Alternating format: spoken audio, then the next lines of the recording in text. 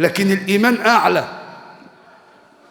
عجبا لأمر المؤمن فإن أمره له كله خير، إن أصابته سراء شكر فكان خيرا له، وإن أصابته ضراء صبر فكان خيرا له. المؤمن في السراء بيشكر، الحمد لله يا رب، ربنا موسع عليهم ويديله، والدنيا جميلة والدنيا حلوة والرزق وفير، الحمد لله. في السراء بيشكر. طب في الضراء وإن أصابته ضراء صبر، يصبر، الحمد لله يا رب، برضك الحمد لله، فكان خيرا له.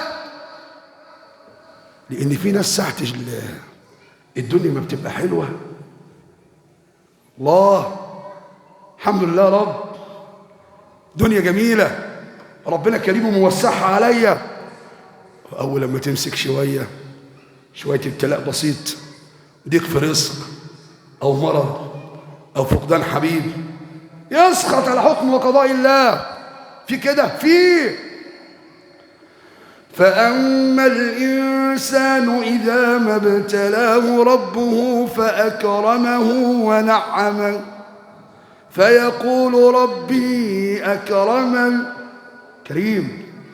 وأما إذا ما ابتلاه فقدر عليه رزقه، يمسك عليه شوية فين؟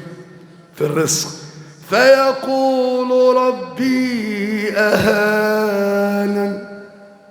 ينفع بتعبد ربنا كده على هواك لما الدنيا تبقى حلوة؟ الدنيا الحمد لله يا رب، وأول لما تبتلى بأي شيء كده ده ربنا مزنقها عليا، ينفع؟ ما أنت هتخش الجنة ببلاش؟ هي الجنة دي تخيلك كده ببلاش؟ ده الذي أعد لك الجنة بذاته هو الله. تخيل لما بتخش كده قرية سياحية من القرى اللي احنا بنسمع عنها وتشوفها في التلفزيون، حاجة كده سبحان المبدع، ودي بتبقى بتصميم من البشر، مهندسين بيقوموا على تصميمها على أعلى تراث. تخش كده أي قرية سياحية تنبهر من التصميمات العجيبة والتنفيذ العجيب. طب ما بالك من جنة بناها لك بذاته وأعدها لك بذاته هو الله ببلاش؟ ده أنت تخش القرية السياحية تدفع الآلاف عشان تتمتع.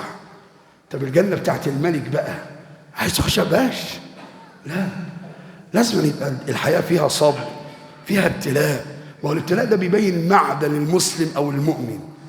واحد ساعة البلاء بيصبر ويحتسب، والتاني بيسخط على حكم وقضاء الله، بييأس، بيبقى عنده يأس. ولا ييأس من روح الله إلا القوم الكافرون.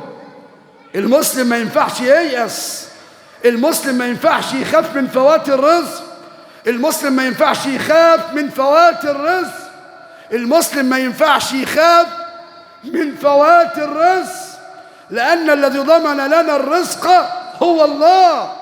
انت خايف من ايه؟ ما تخافش. وكل